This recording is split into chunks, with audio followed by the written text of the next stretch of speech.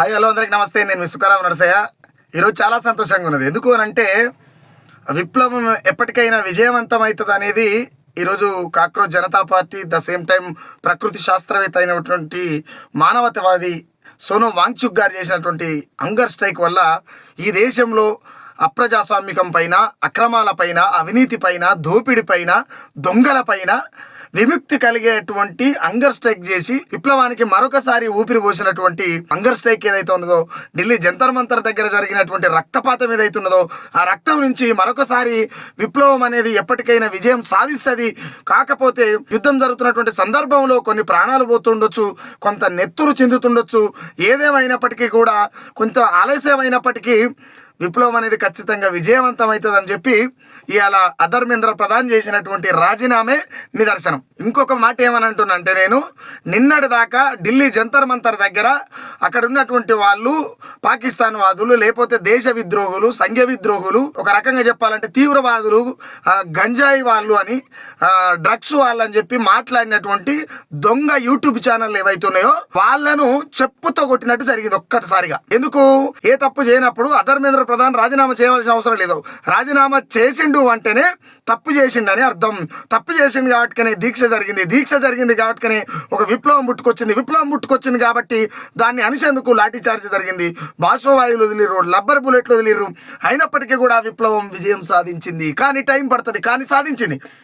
కాబట్టి అక్రమాలని, అవినీతిని, అధర్మాన్ని ధర్మం అని ప్రచారం చేసేటువంటి కొన్ని యూట్యూబ్ ఛానల్, నేను అందరూ అనట్లేదు, కొన్ని యూట్యూబ్ కొన్ని ఛానళ్ళు ఏవైతే ఉన్నాయో ఆ ఛానల్ అని చెప్పుతో కొట్టి ముఖం మీద ఊహించినట్టుగా ఇవాళ తీర్పు జరిగింది.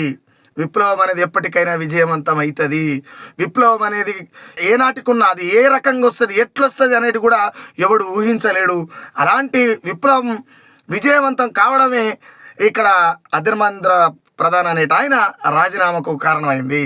నిన్నటి దాకా నిమ్మలంగా ఉన్నటువంటి కేంద్ర ప్రభుత్వం చేయి జారిపోతుంది, విప్లవం విపరీతమవుతున్నది. రేపటి మా ఆగడాలు సాగాలి అంటే, రేపు మనగడలో మేము మళ్ళీ అధికారంలోకి రావాలంటే ఇట్లా అనేకానికి భయపడి, విప్లవానికి భయపడి రాజీనామా చేయించిండు ఎవరు? నరేంద్ర మోడీ. రాజీనామా చేయించినందుకు, ఇక్కడ ఉన్నటువంటి విప్లవానికి భయపడి రాజీనామా చేయించినందుకు నేను కూడా మన దేశ ప్రధాని అయినటువంటి నరేంద్ర మోడీ గారికి నమస్తే తెలియజేస్తా ఉన్నా.